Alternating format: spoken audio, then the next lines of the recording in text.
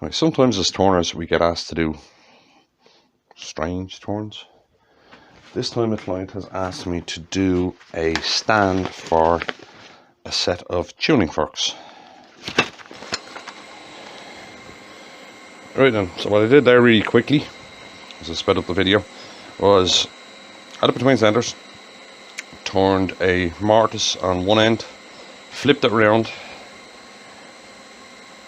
put it in a set of jaws, held a mortise on the other end, put a mortise on the other end, then flipped it back so I could finish the mortise here that's going to be on the bottom. Right? And now I'm just putting a finish on the bottom of this piece. Right, so I'll be back when that's done. There's no sense in you basically watching me prepare a piece of wood. So I'll be back in a sec. Right, so I'm just buffing off this base. I'm deliberately putting this piece into the video because it's kind of, how do you put it, it's a pet hate of mine. People who don't finish bases properly. You know, I was doing something in the kitchen, I can't remember what it was, but I just had YouTube playing in the background, and I'm not going to say who this was, right? But I came across a YouTube video, it was playing away, and the guy was making a bowl, and when he got to finish in the end, he was actually quite proud of the fact that all he does on all his bases is he sands down to 240 and he puts some sand and on it. And his attitude was, what he actually said was, they're never gonna know.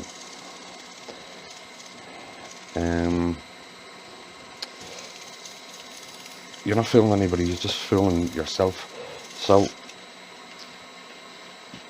put the same quality of finish on your bases that you do on everything else. It's just something folks will life out of me. Right, now we'll flip this over and we'll actually start shaping this thing. Now, first thing I want to do, right, the only things I want to do really at the moment is to face this off, right, to get rid of that little mortise that's there. Make sure it's run round this way, and then have to do some marking, because marking on this one is actually quite important.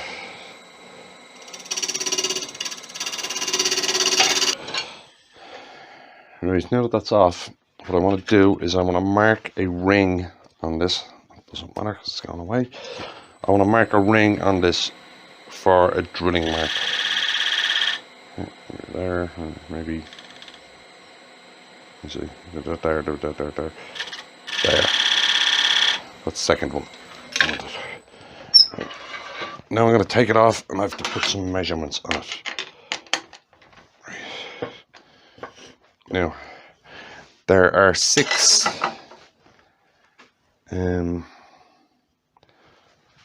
points in this. There are 6 of these tuning forks. Right.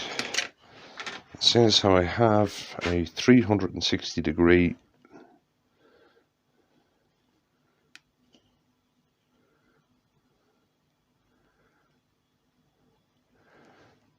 piece,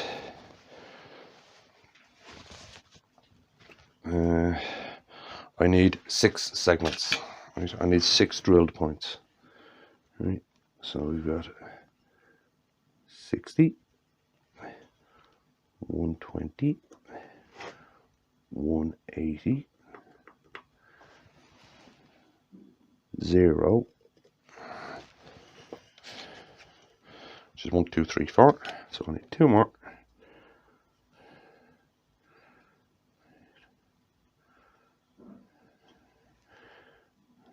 60 and 120 again.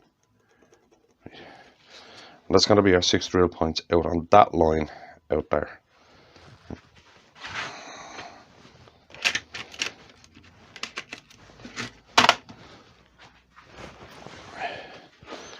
So just continue those lines out so we cross.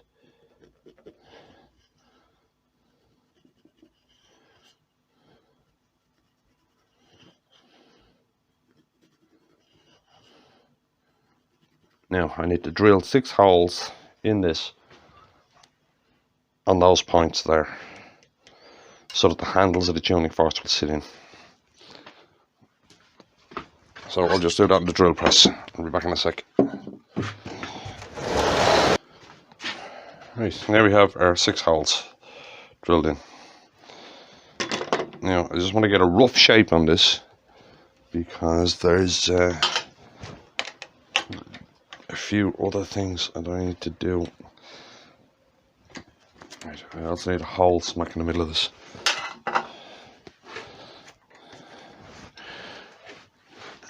Now I'm only going to shape this up as far as those holes, because as I said, there's more to do with this, because I want a handle in the middle of it, but I want it to kind of tie in. Right, so a very rough shape going on at first.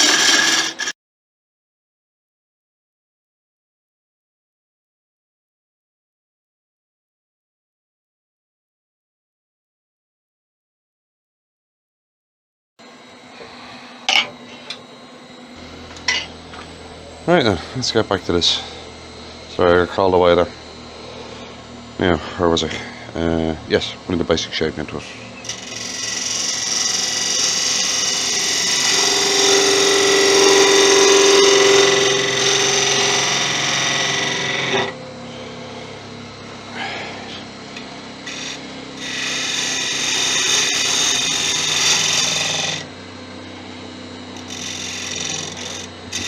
Rough shape into this, because I actually want to join a couple of pieces together to get what I'm looking for. So I'm not too pushed about finished cuts on it at the moment.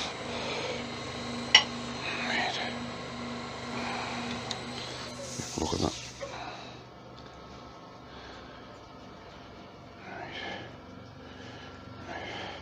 This is actually going to be a 3-piece piece.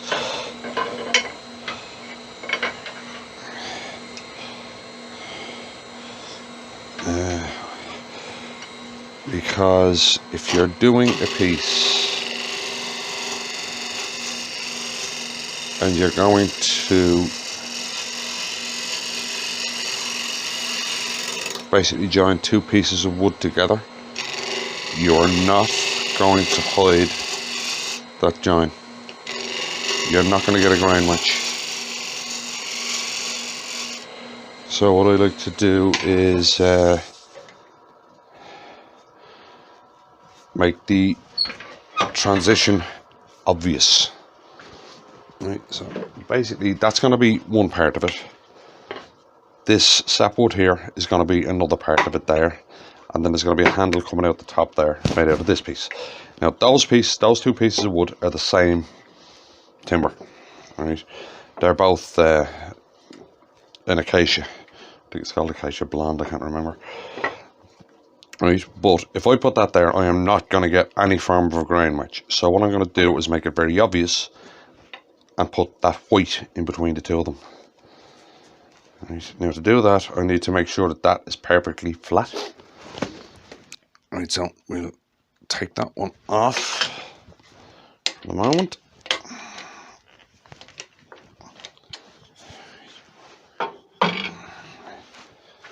And then what I want to do is make sure that one end of this is perfectly flat. So I'll just throw this between centers to round it off.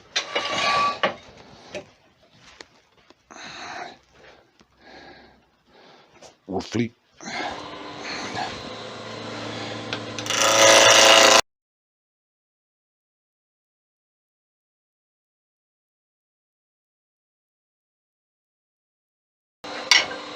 I'll throw a tenon on it.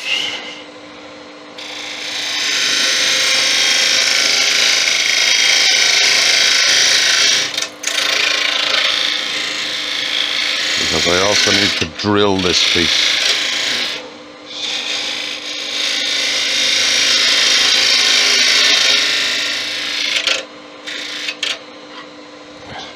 I need to flatten and drill this piece as well.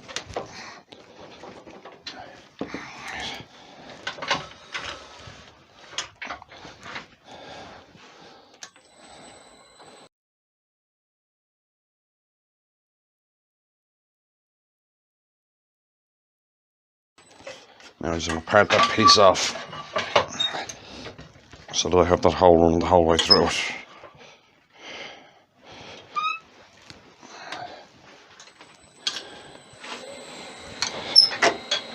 A little close.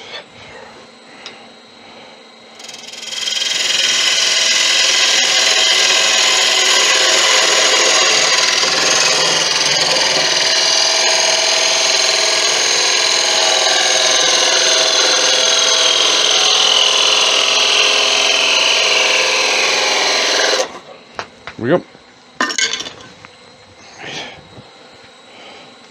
And there we have what will end up as the transition piece. I need to drill that as well.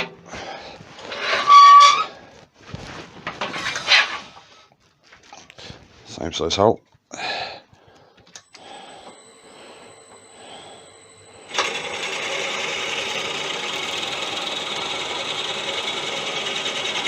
Just enough so it glues in.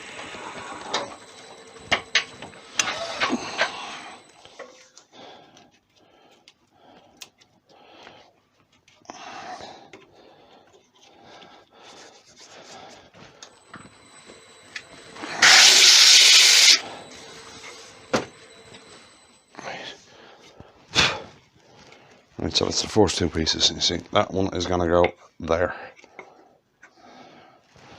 That one will go there like that.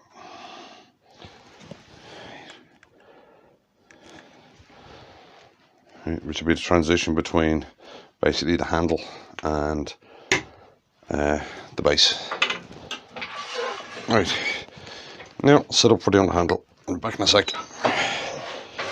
Right, I have the square stock for the handle held between jaws and the live center because I want to be able to cut down an end of it to slide in, and I need to be able to measure that it'll slip through the hole without any problems.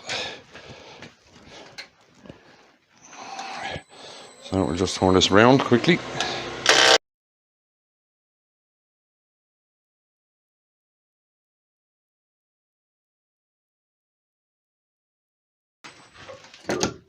A set of calipers and set it to a little bigger than the size of that hole I drilled.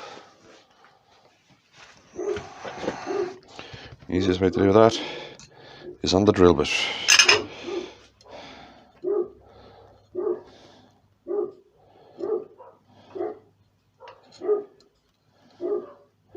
Now that's slightly bigger.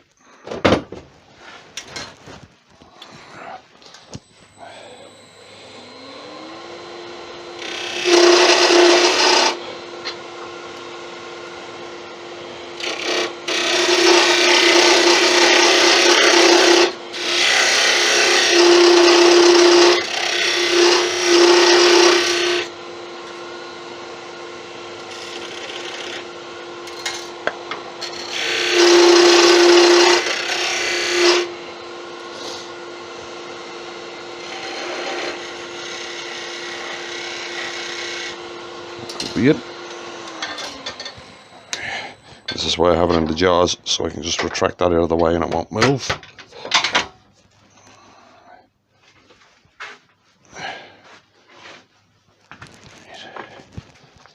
Let's try that.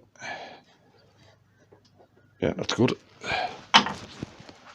Right, now we finished turning that down to the length we need.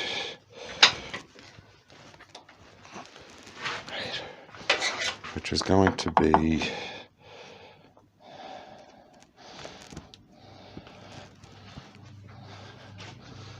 that length.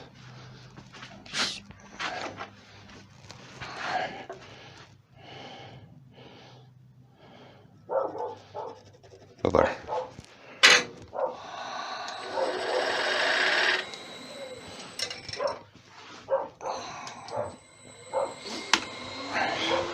Just grab a skew and a peel and cut.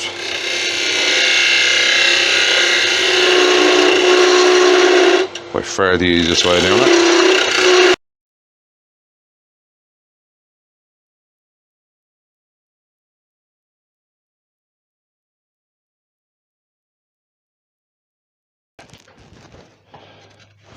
Yes, that's it. Right. Now we'll get this thing together. First thing to do is check length. Right, I'm slightly too long. God, my mirror was a mile off. Right, so I need to take that down. Right then, there's everything glued up, and I'm just going to use the lathe as a clamp to basically keep it clamped up until the glue goes off. So we'll let the glue off, and I'll be back in a minute. Right, there we are, glued up. Glue's gone off, I hope. Right, now I gotta, as I said, I just better put the rough shape into this. I want to make that all flow together.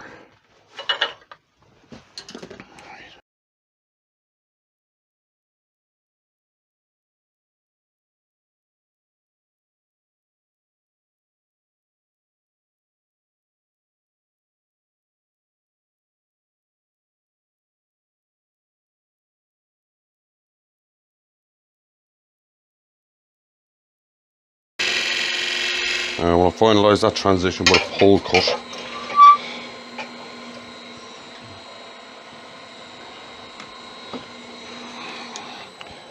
I'll make sure I'm set up properly for this.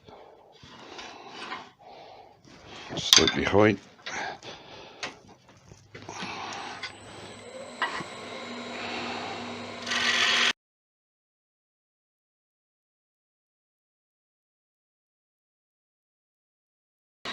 That should be the bottom.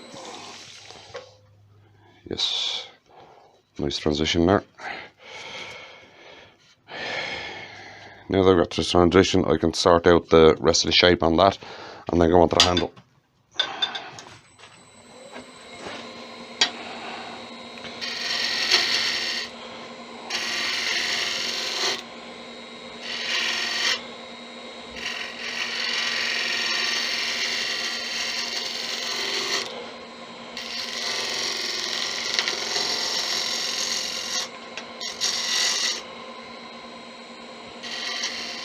A slight bump just there.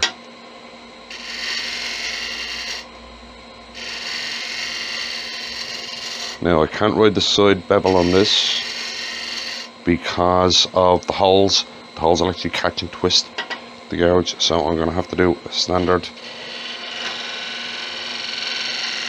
shear cut.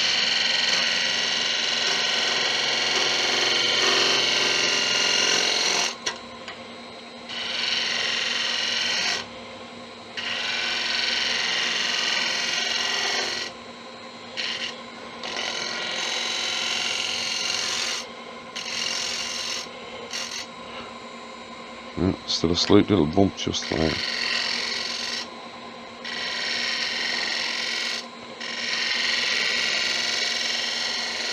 There we go. Now we get the shape in the handle. Now the handle's going to be a pretty simple shape actually.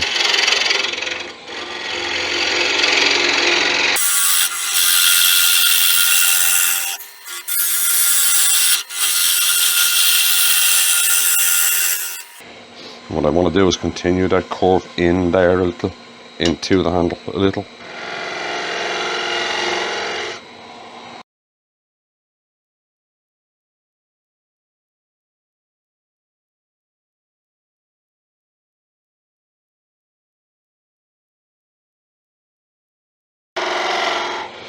Right, and I want a little knob on the top.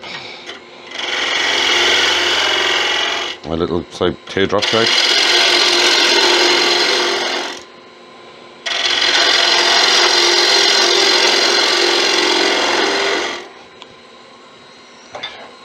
Switch to a different gouge for this.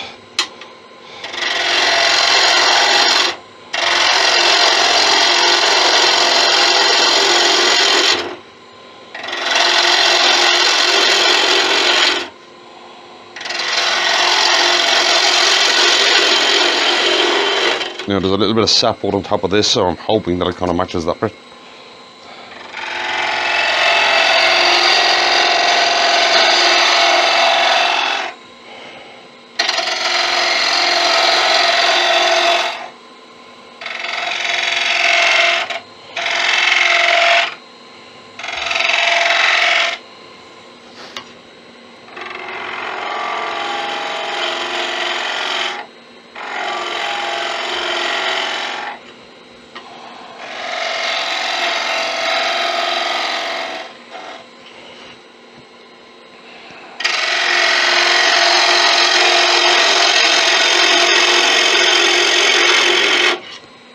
an arrowhead. I think I go for an arrowhead actually, it looks quite nice.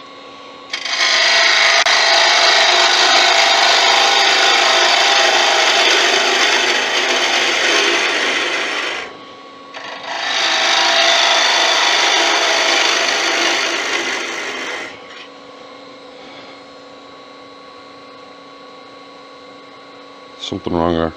That's too thick. It needs to taper.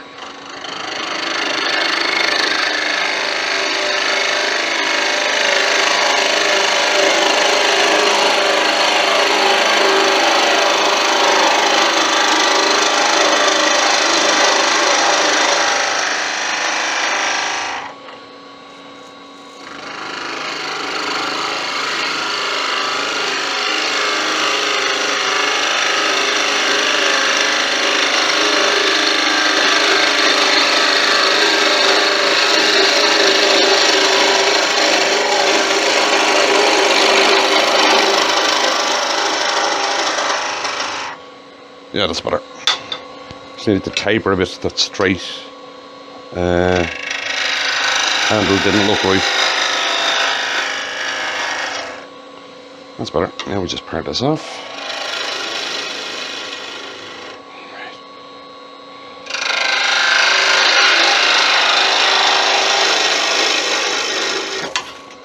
And it's not great. There must have been a weakness in that. Right, and there's been a weakness in there somewhere.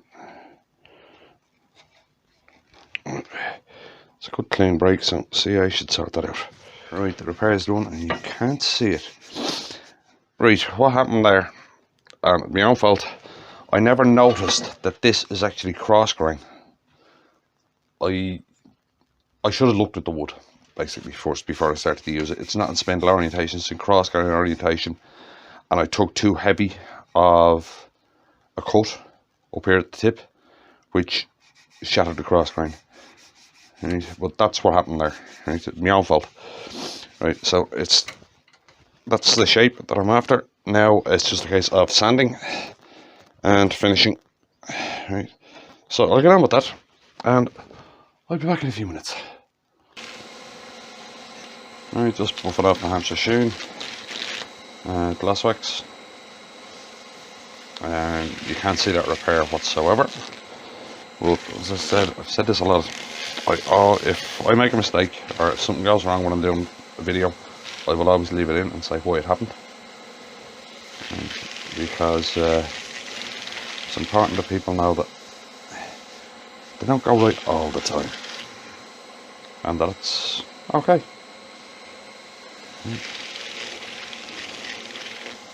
Right, so there we go. A tuning fork stand. Right, I'll take it off the light and I'll give you a better look at it now. So just hang on a sec. Right then, there's the finished piece. Turned out quite nice.